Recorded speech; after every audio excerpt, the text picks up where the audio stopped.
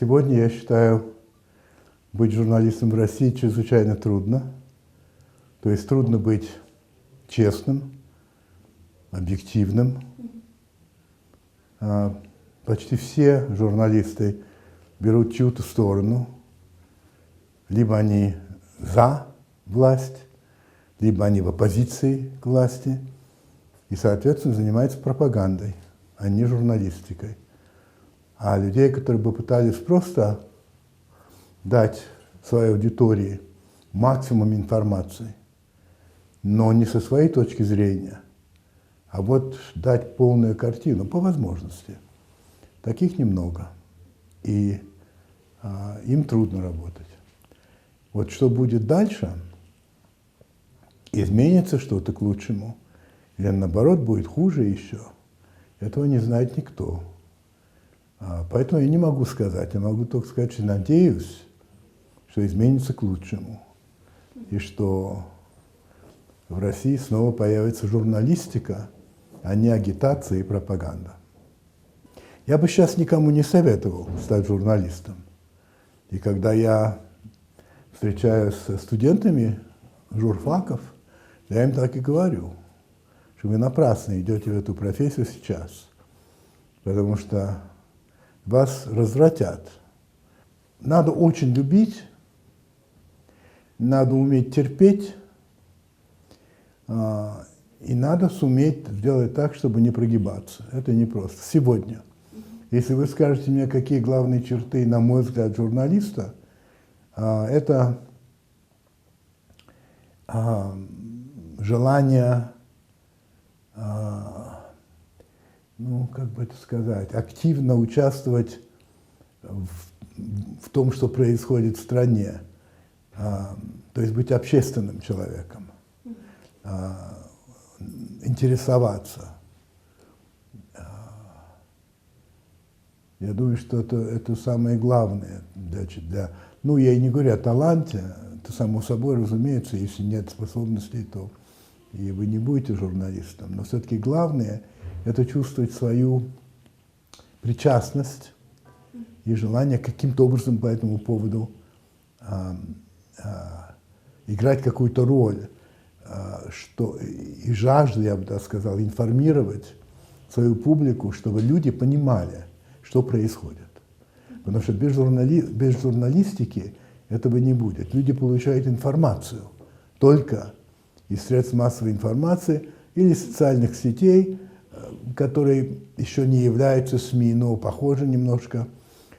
Поэтому чрезвычайно важно, чтобы эта информация была точной, правдивой, своевременной, ну и так далее. Вы знаете, когда появилось телевидение, очень многие сказали, ну все, это конец для кино, кино больше не будет. Ошиблись.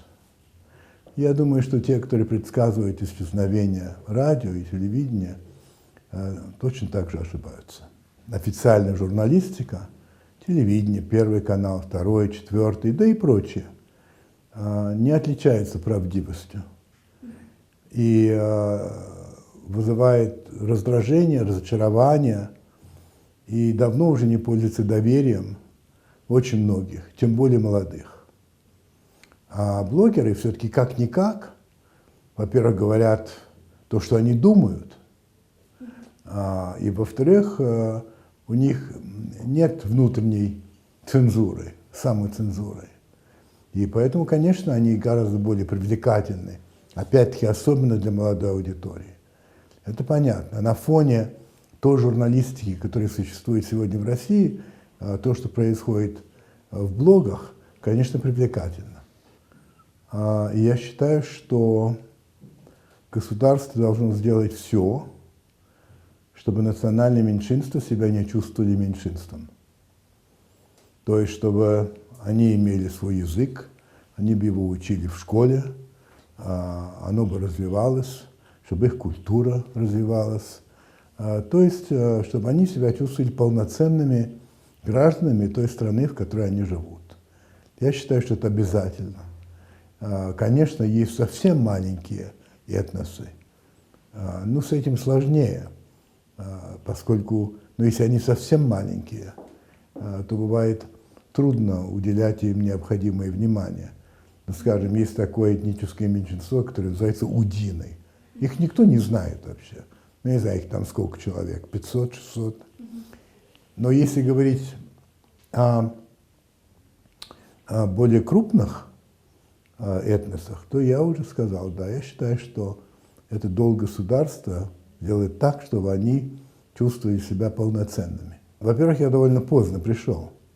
Ведь я, на самом деле, на телевидении в Советском Союзе первый раз появился, мне было 52 года. В это время многие уже думают о пенсии, а я только что пришел. Поэтому, скажем, голод у меня был совершенно не такой, как у всех остальных. Это раз.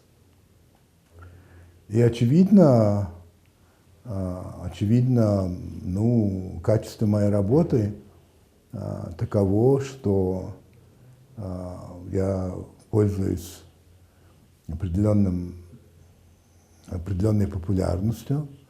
У программы очень высокий авторитет.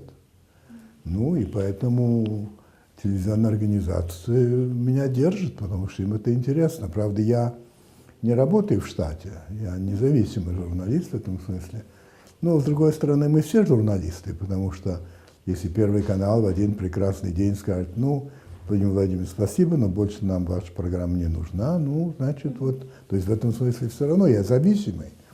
Но я не в штате, поэтому я не хожу на работу, меня нельзя вызвать на ковер, так сказать, в этом смысле это довольно выгодно. Но я думаю, что просто вот мое долголетие, во-первых, объясняется тем, что я очень поздно начал, а во-вторых, тем, что голод не прошел, я все еще хочу, и в-третьих, что, видимо, то, что я делаю, устраивает Первый канал.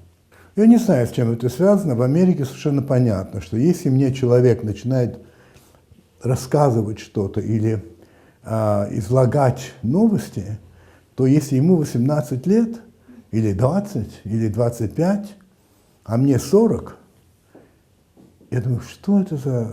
Кто это? Что это? Да совершенно нет. Это все-таки должен быть человек определенного возраста, ну, я не знаю, ну, 35, 40, 50, с репутацией, с каким-то весом. Ты понимаешь, что он опыт имеет, что он знает, о чем он говорит. И вот это вот стремление ставить молодых, я его не понимаю. Потому что на самом деле это не привлекает молодежь совершенно. Не это привлекает. А людей уже, ну, скажем так, взрослых, это раздражает. Это ошибка, я думаю. Но, тем не менее, это есть. Я думаю, что